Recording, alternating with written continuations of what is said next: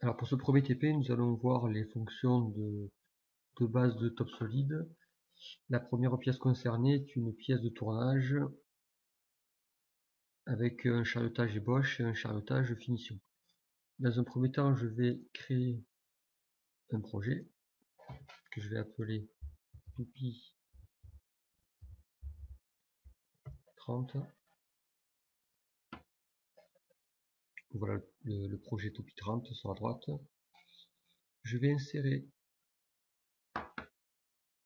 importer avec conversion. Donc c'est tous les fichiers enregistrés en parasolide. Je les importe dans TopSolid.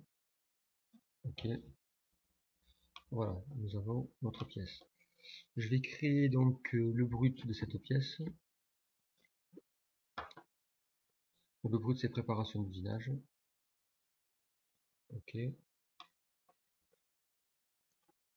Alors c'est un cylindre.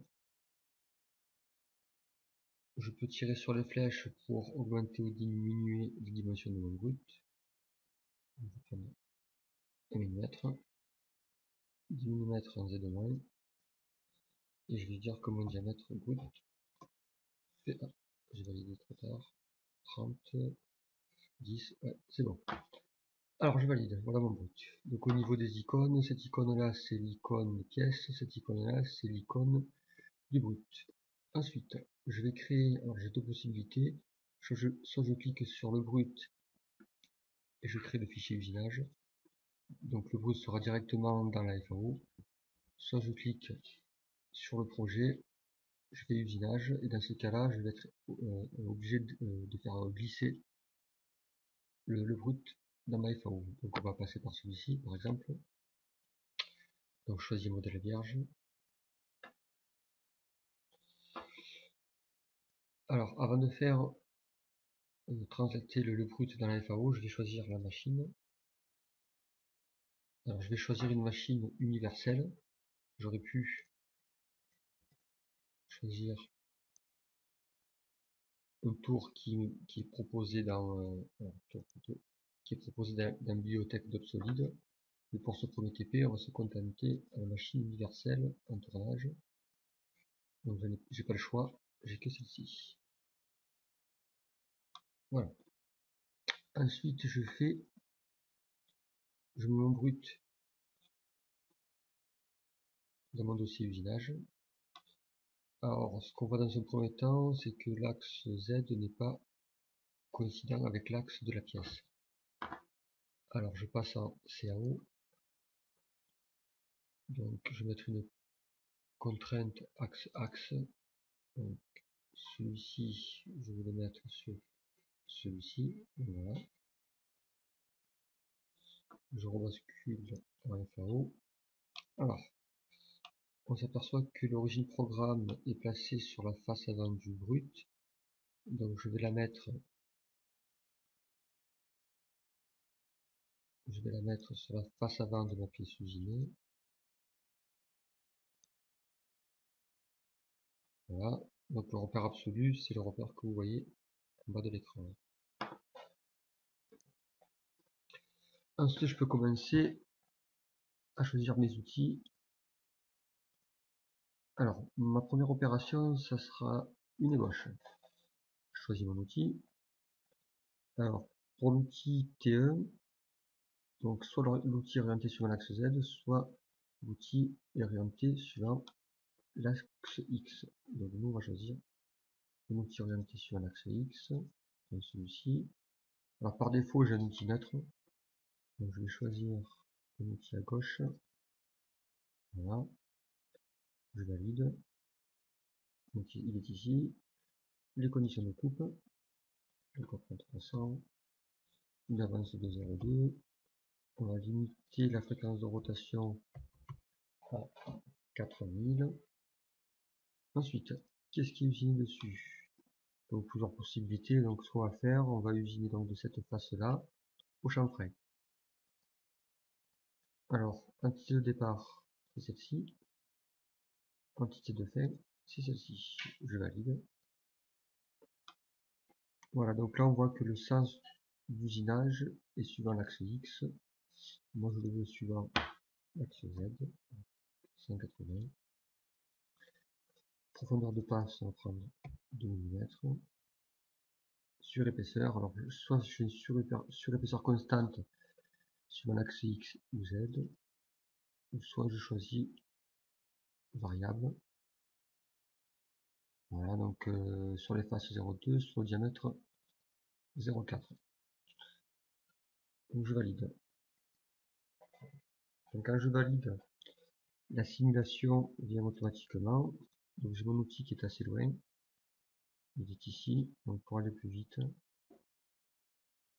on fait du pas à pas.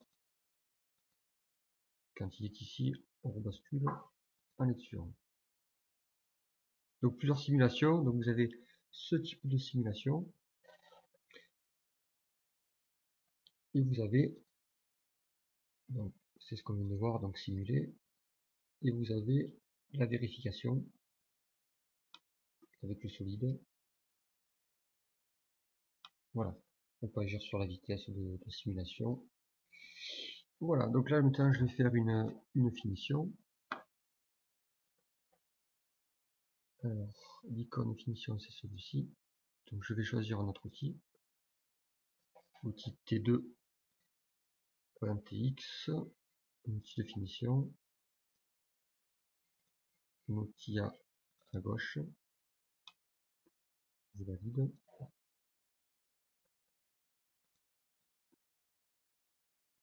Voilà. Les conditions de coupe. 400. 5 centièmes.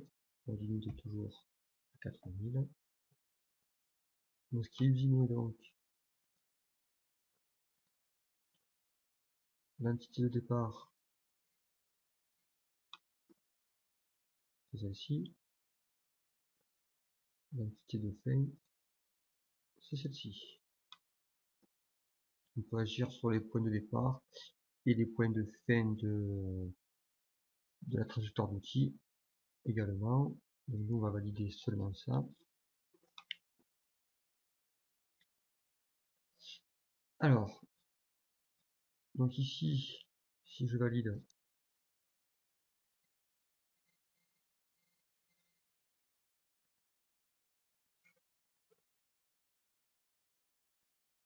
donc on voit la finition.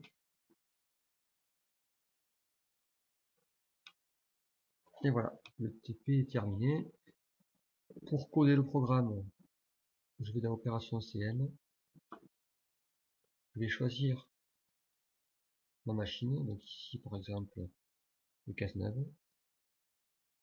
Donc je peux coder ici. Pardon, je peux coder ici. Ça m'enregistre le programme. Voilà. Ou ce que je peux faire également, une fois que j'ai choisi mon post-pro, je vais cliquer sur ISO. Je peux rafraîchir. Et j'ai mon programme qui apparaît ici.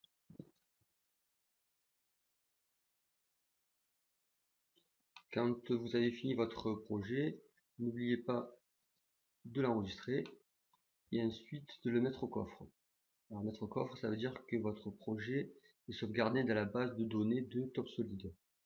Quand le projet est au coffre, tous les cadenas apparaissent fermés. Donc ici, je clique sur le projet, je le mets au coffre, je valide. Donc voilà, donc tous les cadenas sont fermés.